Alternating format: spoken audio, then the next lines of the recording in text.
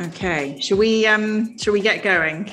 Yeah, let's go for it. Yeah. Fantastic. Okay, firstly, I apologise for any background commotion. I have a small child sat next to me now watching Netflix, so hopefully he'll stay doing that for a little bit of time. But if you see someone waving in the background, I apologise. So thanks to everybody for joining us today for the, I think this is the third AR group event that we've run. So Nadia and I are co-chairs of the group. And the purpose of the group really is to bring people together, share best practice, have an open kind of forum for discussion around how we progress the industry, etc. And today we're going to be talking about RFIs. So anybody who has participated in a peak matrix, a Forrester wave, a Gartner Magic Quadrant will know that it can be quite a painful process. And also understand that getting the ranking that your key stakeholders want can be fairly tricky, especially off the bat. So we're going to be talking about how to approach the RFI process, tips and tricks for how to go about it, how to get the best ranking, etc. And today we are joined by Simon from the Skills Connection. And Simon, I'm going to hand across to you to introduce yourself, because I'm sure you'll do that justice better than I can. Thanks. Actually, it's Jonathan, but that's all right. Oh my goodness, I am so sorry. Simon on the mind and child in the background. I can't do two things at once, clearly. That's okay. So yeah, that's all right. I'm Jonathan Edwards. So I'm a senior analyst at the Skills Connection. And my background is that I'm a former analyst at Gartner. So I worked for Gartner for about 14 years as a senior research analyst and vice president. And I worked on a lot of Magic Quadrants and such reports. And then I left Gartner and I worked for a competitor to Gartner for 4 years in a research leadership role, managing a sort of research product there. And then I became an independent and I joined the Skills Connection. And the Skills Connection, we're a group of former Gartner analysts, all with at least 10 years experience at Gartner.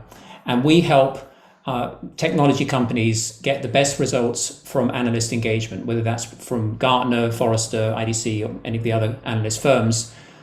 We provide a unique perspective as former analysts.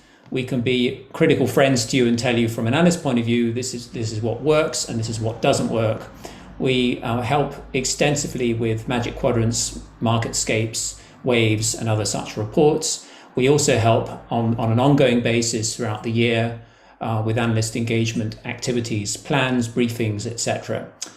So that's a bit about me. Back to you, Claire, Nadia. Thank you very much, Jonathan. And for those that have joined us previously, you'll know Nadia and myself, but Nadia, do you want to do a very quick intro? So thanks very much, Claire. So I've been working in marketing communications or corporate marketing for the last 20 plus years and specializing in analyst relations. I've worked at agency side, working very closely with Claire, but also now I head up global analyst relations for a company called Prism in the robotic process automation space.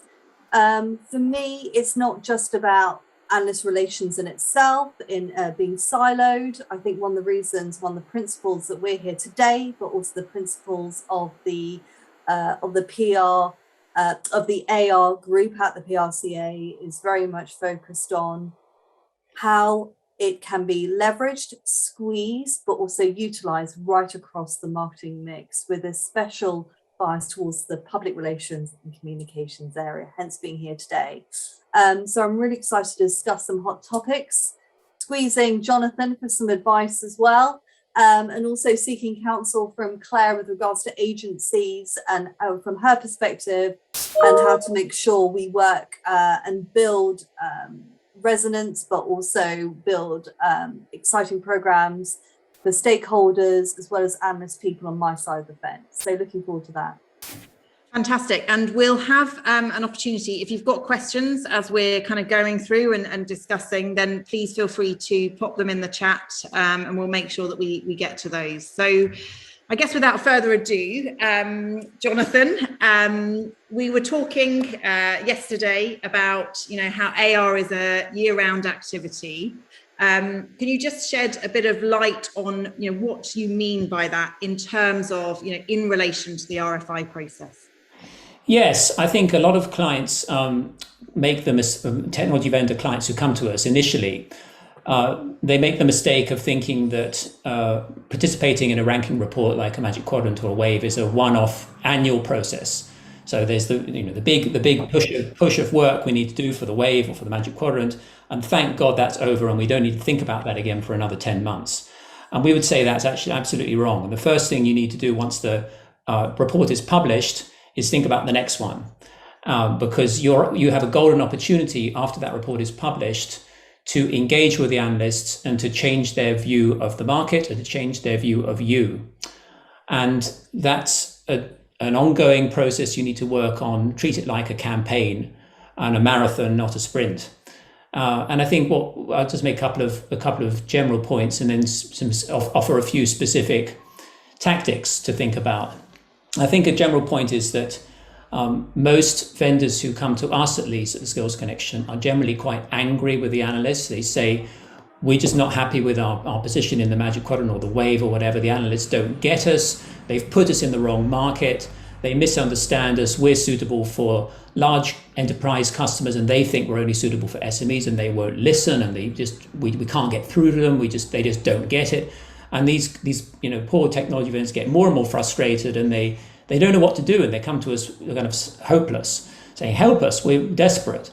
And we say, we try and calm them down, and they say, okay, the first thing you've got to do is to align yourself with the analysts.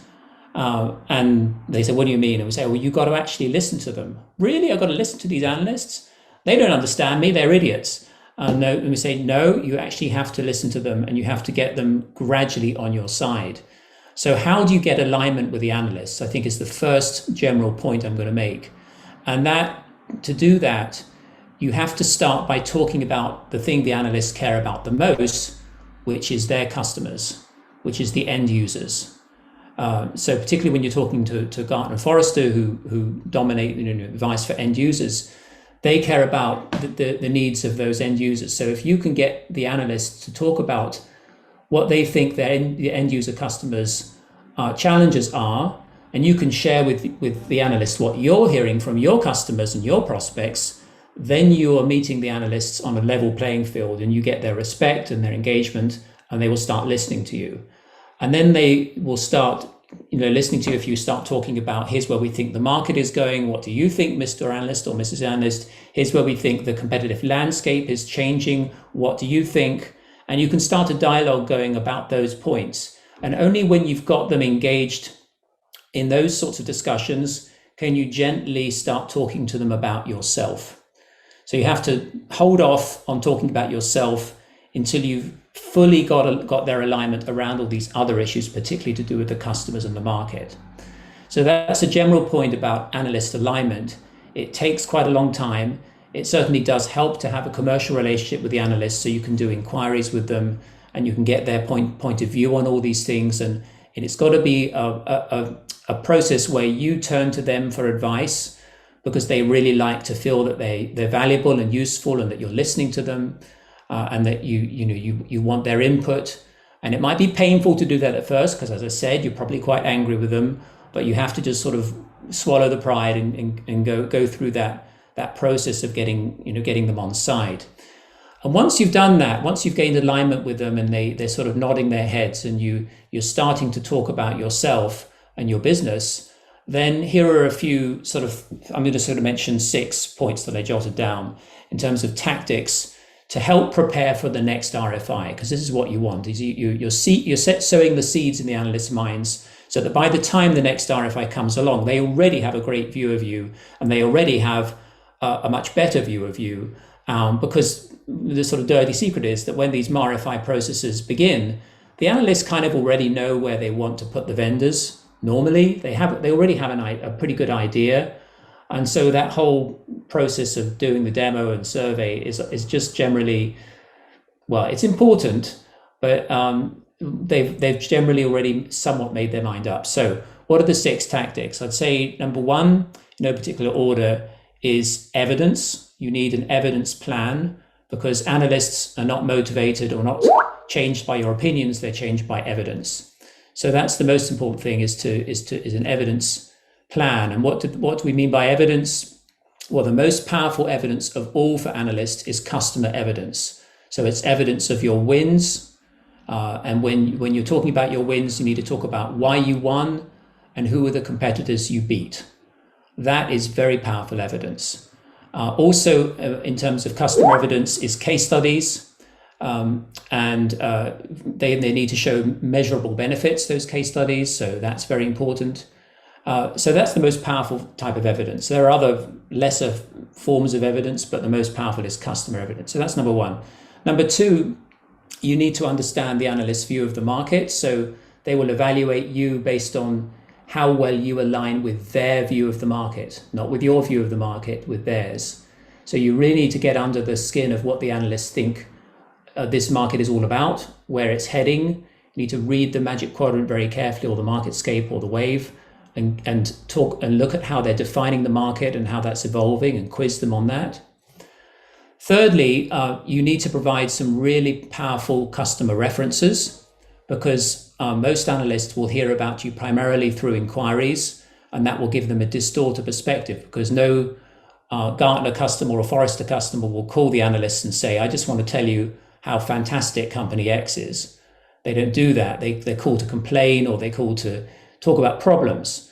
So you need to counteract with really positive customer reference stories, and put them in front of the analysts and say, look, I can get you in touch with my customers. They're happy to talk to you. The fourth thing I'd say is that you need to have a strategy for analyst engagement that's consistent across your organization. And this is where Nadia and Claire, I think you'll have a lot of interesting things to say about how you build that and how you get that consistency across an organization. When you have multiple stakeholders internally with different opinions, you need to form that consistent view, because otherwise the analysts will not believe you. If different spokespeople are saying different things, you're not going to look good. Fifth point is what I'd say is tell a complete story to the analysts. Most vendors only talk about what they're doing, and they talk in depth, nauseating detail about their products, and they bore the analysts. What the analysts are interested much more in is why you're doing it that way, and what's the value that your particular approach to this problem is going to provide to your customers. So they're interested in the so what, and of course the evidence. So tell a complete story that doesn't just include what, but also why and so what. And last but not least, I've jotted down, provide a realistic statement of vision, because many vendors go way too far in their vision. They talk about things that are just unrealistic, and the analysts are trained to be very cynical. So you've got to be realistic and pragmatic in your vision. Your vision is not a hallucination about the future. Vision has to derive from real things. So that was rather a lot, but maybe that kicks off some thinking and some thoughts from Claire and Nadia. Yeah, I think just very quickly, I think it was point 2 or 3, Jonathan, around understanding the analyst's view of the market and aligning with that. And it's a conversation that I've had a few times recently about the analyst's view and whether that marries to the brand's view, the enterprise's view, etc. How do you, if the view is quite different, how do you propose approaching that? I think the first thing to do is to really understand the analyst's point of view of the market. So not only to read their reports, but get on the phone with them in inquiries and really delve into this and ask them why they think that way, and ask them what the evidence is that informs their view of the market, and listen to them, because they may be right. That's the first thing, is that you might have a different point of view about the market, but you may be wrong and they may be right, because they do have a unique perspective as objective observers. So that's one thing. And then if you're convinced that they're wrong, fine, then you need to provide them with evidence that changes their mind about the market. And that goes back to the point about evidence. Yeah. So with that in mind, so that's very much to the analysts themselves, right? By the way, Charlie, I have seen your questions. We'll be asking them in a minute, but I just want to touch on something and ask Claire a question based on, I think it was point 5 that you spoke about with regards to stakeholders, Jonathan. Yeah. And And I've got to ask the question to Claire, Claire, after, let's say you've been bitten, right? You weren't in the top right that we all aspire to be in. How do you talk to your clients about regaining or rebuilding that trust with those analysts? How do you go about that? Obviously it's following where Jonathan is coming from, but is there anything, what sort of top tips would you talk about or try and persuade people?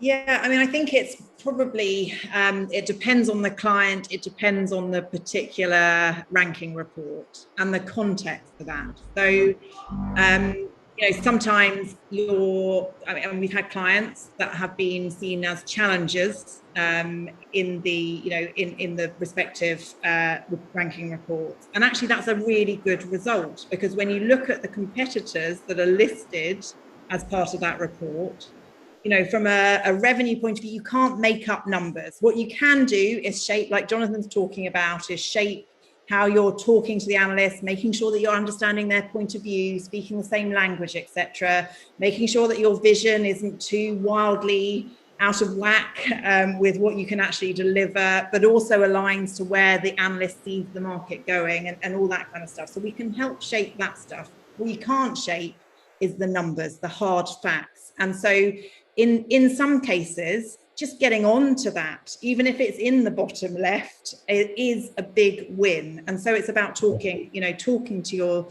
stakeholders about the reasoning behind it. And if actually you've dropped down the ranking report, it's about going back to that analyst and understanding, where have we gone wrong? What can we do? And building that. And Jonathan, you mentioned that kind of 12-month engagement plan, building a 12-month, if it's a really important ranking report and critical to your objectives from an AR and a business perspective, then building a plan that gets you back on track. Yeah, and I would say that also being in the bottom left is not necessarily a bad thing. Yeah. So it's better to be on the report, on the graphic somewhere, than not to be on there at all. So that's first point. And niche, I mean, Gartner makes it clear that niche is not a derogatory thing. Sometimes the niche vendor could be exactly the right choice. Of course, it's painful if you've gone down from challenger to niche, or from visionary, you go left to niche in the Gartner world. That's painful. But a point to make to the stakeholders is also that every year the goalposts change naturally, because the market evolves. And so it's a comparative snapshot in time of you against a lot of other organizations. And so it's not so much about getting angry with the analysts and saying you just didn't understand us and you punishing us. It's not about that adversarial thing. It's more about, as I said all along, it's just engaging and understanding and seeing where they're coming from. Yeah. And I think, Nadia, just really quickly, we're going to get to that question that's been asked. Sorry, just I guess asking you the same question back. You're sat in house at quite a large organisation. You've got a lot of stakeholders. What tips have you got for addressing that? Well, apart from the fact that mummy's needed, I think one of the things is, and Charlie, we will get to your question in a mo. I think there are several top tips. I think, first of all, it's really important to actually be open, and to your point, actually, Jonathan, make sure that all the relevant stakeholders are involved, and to build that program together, whether that be from the C-suite down. That's really important, and to have programmatic tactics, both from as Forrester would call it, a learn and earn model. So it's very much a to and from with regards to seeking guidance. Where are we now? Where's that benchmark? And how do we aspire to be in that top right again? Or if we're not in the report, what do we need to do in order to rank? And I think that's something that's really important as well. And Jonathan, you actually raised the point as well. It's about scoping. I think, where are you now? What is your opinion? I think that's the first thing that you do. Certainly the first thing that I would do when I join an organization is, what is the opinion? What is base, ground zero, so to speak? And what does that actually mean for, what does that actually mean for us? What do we need to do? And also ask the analyst, what do you want to see from us? What do you want to, and also, what do you see from our competitors? What's best practice, what's not, both from a vision, a strategy, a product perspective. And I think that's really important. And really speaking to those key stakeholders and making sure you've got good sponsors internally to make sure you're actually able to facilitate that. That's really important. So that's certainly, I see it from my point of view.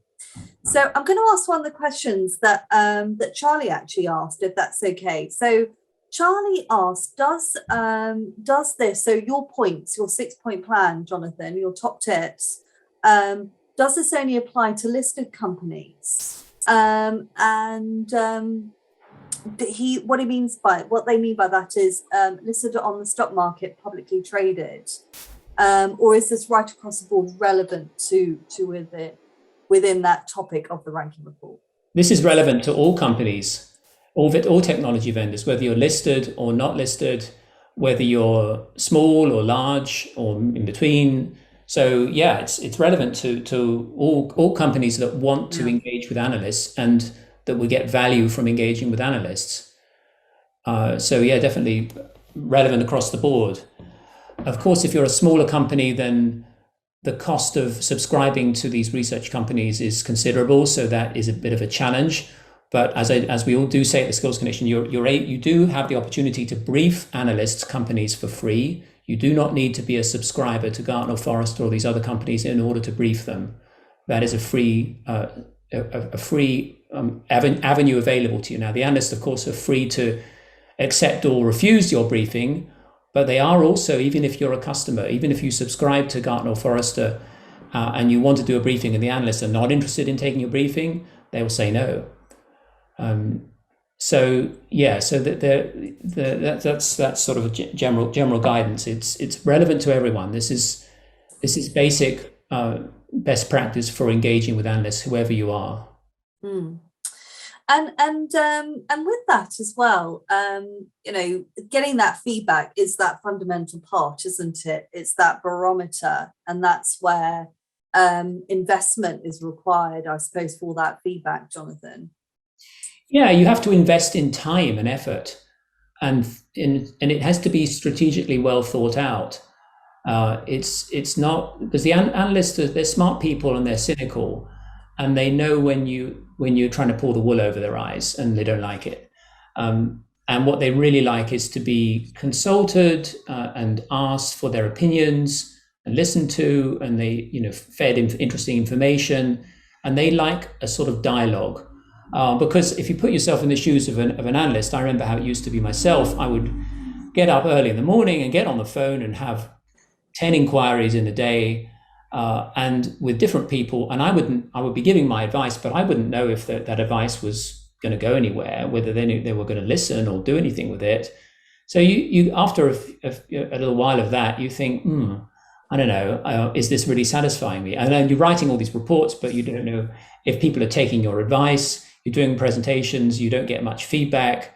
So it's a very much, it feels like a bit of a one-way flow of information as an analyst. And what is very nice is when you develop a relationship with a client, a vendor client, where you've got a dialogue going on. Yeah. That's really satisfying, where you feel as an analyst that you are making a contribution to helping them improve in some sort of way in their vision or their ability to execute or their strategy for conquering the market, where you feel engaged. Yeah. And that naturally will lead them to think nicely about you, to care about you a bit more. Sorry, go on. Go ahead. No, that's fine. I was going to ask actually a question to both you, Jonathan and Nadia. Is we were talking about the game plan. So you've got your cautions, you've got your strengths, you've got your report card, basically. So across that year, in the off season, down season, whatever you want to call it, in between those reports, what's the best way to approach correcting the cautions or addressing the cautions? Maybe not correcting is probably the wrong word, but addressing those cautions and reinforcing the strengths.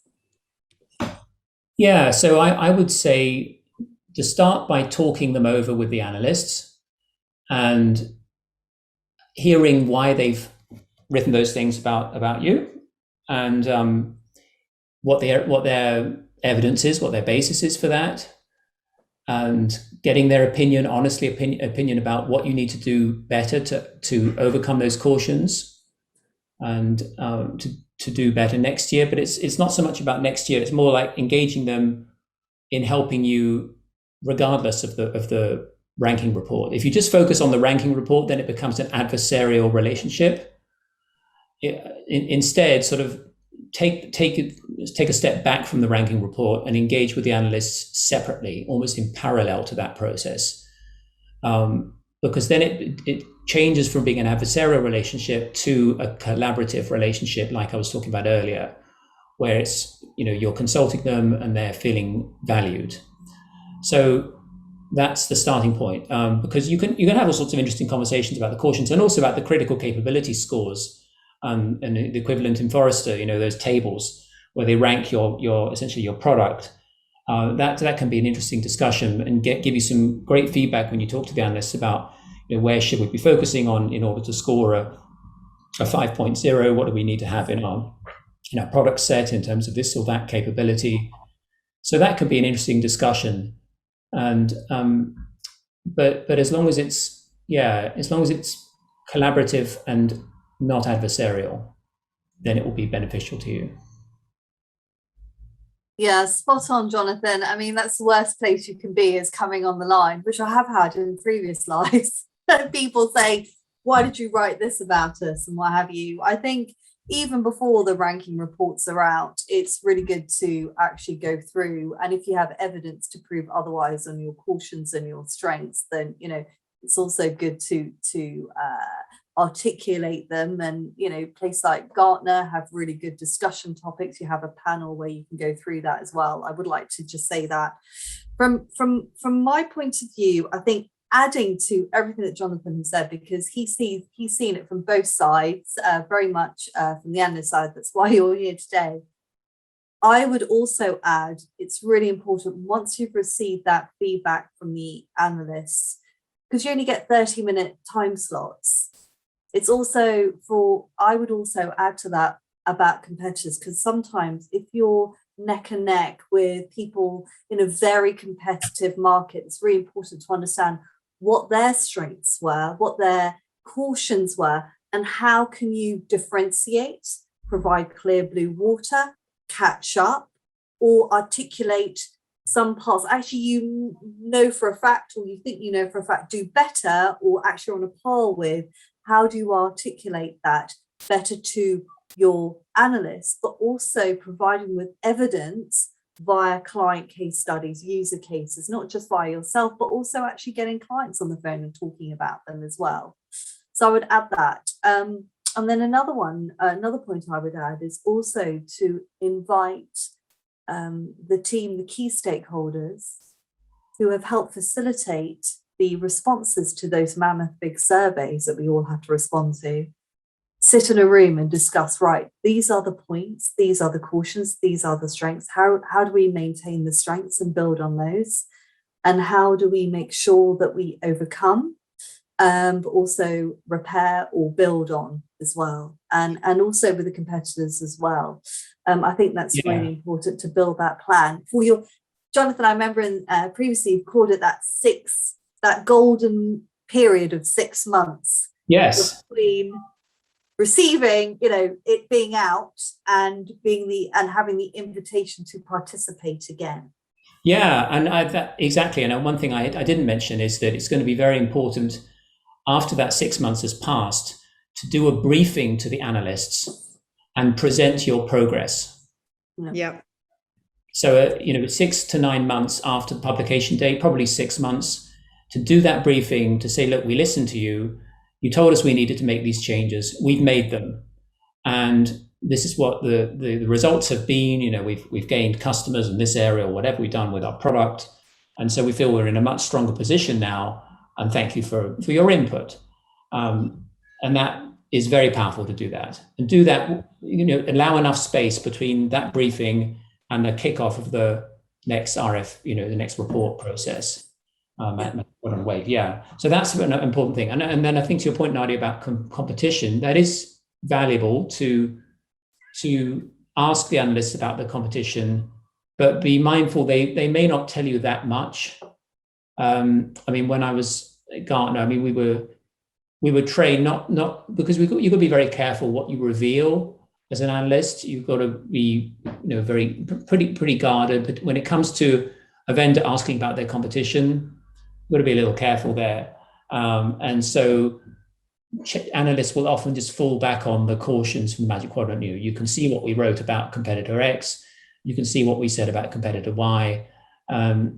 So you might not get too much out of them directly if you go down that route of help us figure out how we stack up against these competitors. Maybe better to say, how can we better distinguish ourselves in the market, make it a more open-ended question rather than it being about competitor X and competitor Y. It's more how can we distinguish ourselves better? How can we differentiate ourselves better in this market? Where is this market heading? And what do you feel is going to make a vendor particularly successful in this market going forward? Yeah, and I think that's a really good point about the competitor side of things. I do think that the cautions and the strengths and the vision statements of your competitors can give quite a lot away as to what the analysts are looking for. So, making sure you really study it, understand it, and if you can't, if you don't have access to inquiry calls, you haven't got a commercial license with the analysts, then it's a fantastic source of information as to where the analyst's head is in terms of how they view the market. So, and just a quick question, I guess, going back to, you were talking about, I guess, a momentum briefing is what we started calling it here, in between. Outside of briefings and inquiries and those usual tactics and potentially SAS days, if you've got the budget for those sorts of things, in terms of the sharing of information, and maybe Nadia, this is a bit of a question for you, from what news you share with them. And Jonathan, you made a really good point that it shouldn't be just about the Magic Quadrant building that or whatever wave or ranking report we're talking about. It should be an actual relationship being built along the way. What sort of information should we be sharing, from a content point of view, Nadia? Yeah. Nadia, you want to go first on that one? No, I think you should go first, and then I'll go. All right. So yeah, one of the things we help our clients do at Skills Connection is put together what we call news sheets, because the problem with briefings and the problem with inquiries is they are one-to-one and they are labor intensive and time intensive. So what about a communication that you put together, like a 1 to 2 pager that goes out to all the relevant analysts and analyst firms, with analyst specific relevant news that they are going to care about?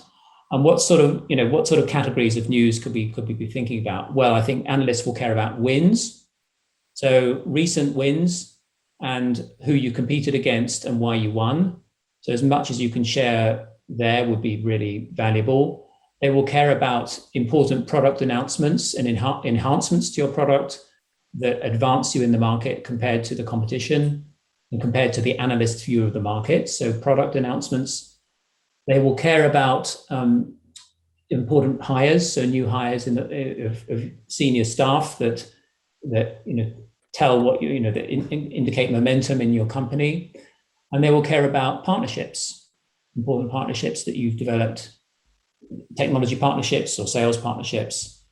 And what other categories? Those would be some of the main things I would say that you could include in such communications. And you can send them out. You don't want to bombard the analysts with too much or they won't read it, but maybe once every 3 months.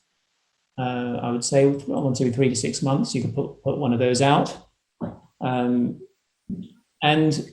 as needed also, you could proactively email the analysts directly. There's nothing to stop you doing that. Yeah, and I think just before Nadia chips in, I think also just on the evidence side of things that you were talking about previously, Jonathan, after a briefing where you've picked up on something the analyst is really keen on, following up straight after the briefing with information that they were clearly wanting to get their hands on, and I think that you're trying to help them as well. That's critical. Actually, one thing I didn't mention is, on either side of a briefing, you should have an inquiry. If you have inquiry privileges, then it's really important to have a pre-briefing inquiry. To say to the analyst, we're going to be briefing you. Here's what we're planning to cover. What do you think? Is this interesting? Is there other things you want us to cover? How would you rate the different material that we're planning to cover? And even one of my clients even got the analysts to grade the content 1 to 5 in terms of how interesting it was to them. And that that means that you're delivering them a briefing that's completely what they want to hear. And then you do a post-briefing inquiry to say, analysts, what did you think of this? What's your feedback? What do we communicate well? What do we not communicate well? Where do you feel the strengths are? Where do you feel the gaps are? How do we stack up against the competition? And also feed them, give them any information that you promise to follow up on. But I think even more important is to get the feedback.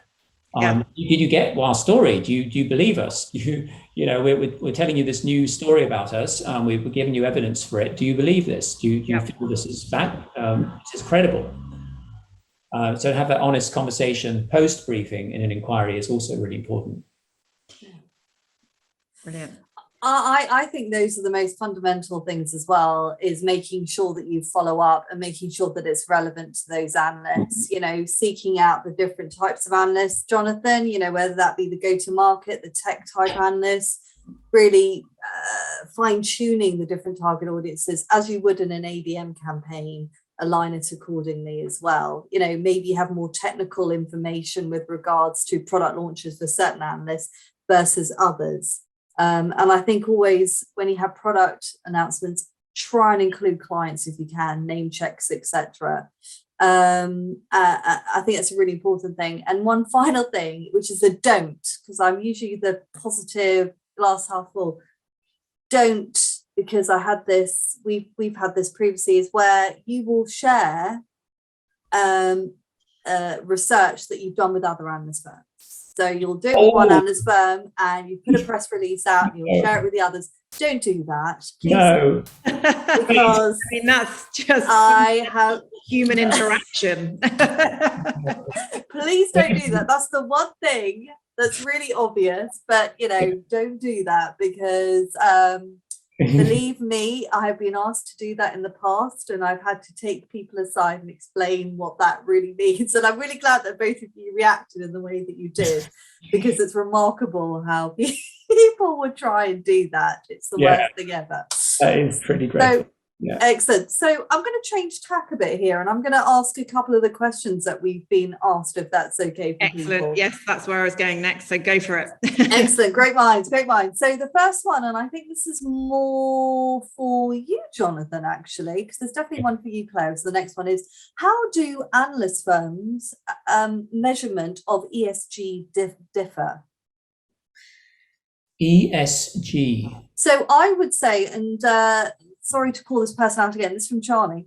And I would say, is that environment, social and governance? Sounds like it could be. Yeah. Environmental, social and governance. Great. Thank you very much. I was right.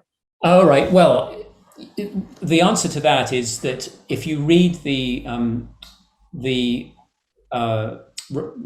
document the analysts send through at the beginning of the ranking report process, so the Gartner, it's the welcome packet, Forrester, the similar sort of thing. So they start their process by saying, here's how we define the market.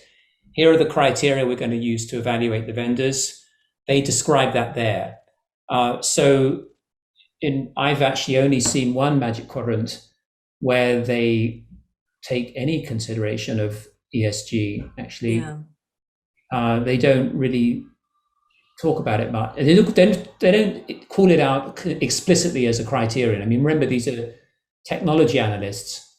Yeah, they care about the company's strategy, but they don't go to the depth of calling out particular factors like that. I mean, Jonathan, I've only seen it in RFPs as opposed to, and clouds. Yeah, I was going to ask to say, in RFPs as opposed to in ranking reports. That's the only time that I've come across it, apart from in cloud. Yeah, I've just completed one that had a question, but it seems like it's kind of starting to creep in now. And it was one of the final questions, so almost an afterthought. At that point but I think it's going to be increasingly on the table, just because of the way that the world is moving and what the expectations on brands, etc. We've gone through this this period of pandemic, and people are really putting a focus on that from a reputational perspective. So I think we'll see analysts looking to that quite a lot more as part of their criteria, is my gut feeling. I have nothing to base that on, but that's from looking at the world. It might be more indirectly than directly. I think it could be indirectly feeding into things like the operations criterion at Gartner for the Gartner Magic Quadrant. Yeah, but not directly. Yeah, that's what I'd say about that one. Yeah, and also, would you say from a governance perspective, it would be more from what client compliance tick lists, like ISOs or things like that? Would you say? Well, those are going to be standard in like table stakes, aren't they? I mean, you've got to adhere to certain standards, and you've got to be compliant with this or that. So I don't think I think those will be expected. If depending on the magic on the report, if you don't have them, you'll be in trouble. If you do have them, it's just cost of doing business to have them. Excellent. Okay, so this question is for both of you, and it's, to what extent do prospective clients care about ranking reports such as Gartner, and how much? And this bit is really very much for you, Claire. And how much do press care about them too? Yeah, so I'll address the first question in that, which is about the prospective clients. So we're due to refresh this research actually, but about 8 months ago, we went out to IT decision makers, so our clients, prospects, and asked them what, we gave them a list of different sources of information and where they look for information. Gartner's actually come up with a term, the chaotic buyer, which, Nadia, we've spoken about extensively. Yeah. And that is that, there's so much information out there now. How do people cut through the noise? They're looking for credible, third-party, independent advice. And that is where analysts really come into their own. And what we saw, actually, out of all the things that we asked, was that analyst reports and analyst engagements were one of the top. I think in fact, the analyst reports were the first thing that they looked for when they're drawing up a shortlist. Also, when they're taking the shortlist internally to their stakeholders, to their bosses, they're asking them for ranking reports. So in a nutshell, it's pretty important if you're selling to IT decision makers. I don't know outside of that, but I suspect it's pretty similar. It's just that stamp of approval that you've got the right shortlist.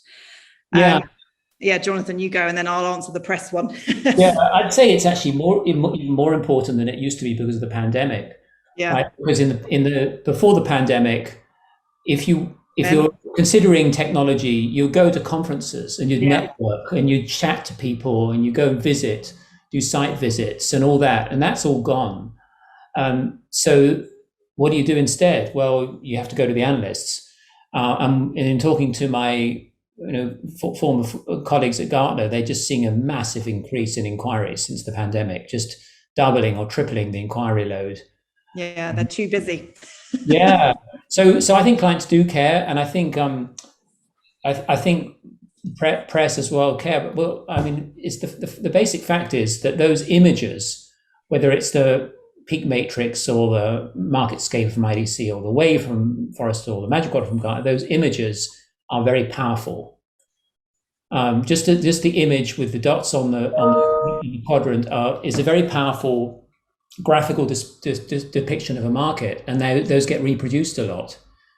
So they get reproduced, they sort of leak out of the world of the Gartner client base or the Forrester client base, and they go around everywhere. They get just percolate in the market, and they show up all over the place. So they do take on a life of their own, and just by that very fact, they become very influential.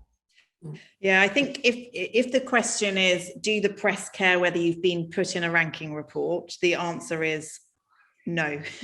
In terms of that being the main headline, that's not a story, because there's so many ranking reports out there. There's so many vendors that are getting onto ranking reports. It's just more noise.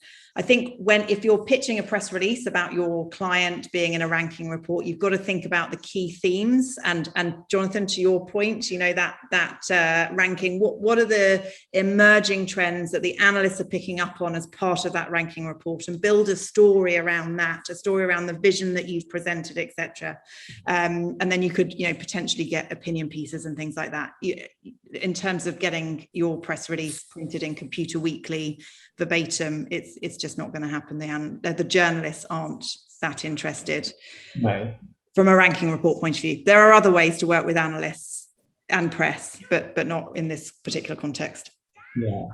I would actually add and say it's not just for prospective clients. I would actually say it's really important for your current clients. It's a reaffirmation piece, very importantly. Yes. And good. I'm glad you agree, Jonathan, because I really do think it's a reaffirmation piece for people who require more budget to extend the technological equipment, or the tech across business lines or across a region, or have it globally. Having that reaffirmation of why they bought from you in the first place and why they will continue to buy from you, renewals, that is super important. So I think it's not for you new, but it's also for your just signed, as well as your actual customers themselves for reaffirmation, and also for renewals as well. I think it's right across the board, your client base. I think it's for all of the buying cycle as well. I think it's really important. And actually, just to add a really critical group to that is employees and attracting talent as well. I think good point. Really good shout. Struggling, poaching from each other. It's a really fierce market at the moment, and those that are getting talent right are the ones that are going to win. And things like this make a difference to attracting the right people. That's a really good shout. That's a really good shout. Okay, so I've got to ask the question, because I was asked it, and I know you guys are going to roll your eyes at me, but what would you say are the most important ranking reports out there, and why? And Jonathan, I'm conscious of several firms that you've worked at, but also Claire, I'm conscious of the customers that you speak to and how you help them. Both of you guys help them with completing those momentous gargantuan surveys and beyond. So Claire, I'm going to start with you. How do you approach the ranking reports, or the importance of them for clients? Sorry, that cut out. Was that for me first? Yeah, why don't you go first? Apologies. Why don't you go first, and then I'll ask Jonathan. Well, I think it comes back to, and this isn't going to be an easy, it's not a quick answer, but it comes back to the objectives. Why are you doing this in the first place? What do you want to achieve out of your analyst relations program? And who are that question about, do clients care? What do your clients care about? Who are they reading? What analysts are influential in the space that you're operating in? If it's a demand generation piece of work that you're doing, you've got to think about it from that point of view. Also, I guess, where are your competitors? And that's always a really good thing to look at. Who are your aspirational competitors, who are your direct competitors, and where are they placing? So there's no short answer. It's about really thinking about why you're doing the activity, and taking it from there, really. Yeah, my perspective would be, I would first ask, which are the analyst firms that primarily advise end users? So end users, purchasers, companies that will be looking for technology purchases and buying your technology. Who would those be? And they're primarily going to be Gartner and Forrester. So Gartner and Forrester serve end users. IDC and the others don't do that so much. They primarily sell to vendors. So there is a distinction. So we would always advise our clients to prioritize Gartner and Forrester. Don't neglect the others, but they're less important for influencing end users, we would say. Excellent. So, so we've had a lot today about, because I'm conscious of time, we've only got 5 minutes left, and we really hope that everybody listening has found this useful. And thanks very much, Jonathan. Really good to squeeze lots of information out of you. I'm very conscious of a certain invitation to participate that will be coming up very, very soon for me. So I look forward to using your top tips. And Claire, thanks very much for helping us from your side on stakeholders and on the press, but also how to help clients and what you talk to your clients about as well. Really do appreciate it. So what have we learned today from our panelists, from the experts here? Well, as Jonathan said, this is a year-long exercise. This isn't just about focusing on those ranking reports and when they suddenly pop up. This is about also, and both Jonathan and Claire have said this is about aligning analysts to your spokespeople, also aligning to your objectives, your business strategy and beyond. That's super important. And also it's about understanding what the analysts are talking about. What are those key topics? What are those ranking reports about? And how do they actually align with what you're doing? And then develop an evidence plan, as Jonathan cited in his 6-point plan. And also, how do you not so much evolve and have that fabulous navel gazing that we're all pretty good at, definitely not nasal, but navel gazing, but actually talking about what the customer needs are, not just now, but in the medium and the longer term future. And then finally, align your objectives. Think about the objectives. What are you trying to achieve as the business? Is it about demand generation? Is it about clear blue water between yourself and competitors? Is it about really pushing that marketing front? And then you can align those ranking reports and find the right ones that are appropriate for you, whether that be from an end user perspective, whether that be from a business trend perspective and beyond. We do hope that you've all had a really good session. Thank you so much, Jonathan and Claire. And I'll close off this call for today's AR group session. Thank you. Thank you, everyone. Thanks very much. And I guess just to add to Nadia's wrap up, if there are any topics or burning questions that anybody's got that's joined today, please send them our way. As we said at the beginning, this is about building a community to share best practice. So anything you want to particularly discuss, then get in touch. Thank you, everyone. Thank you very much. Take care. Bye. Bye.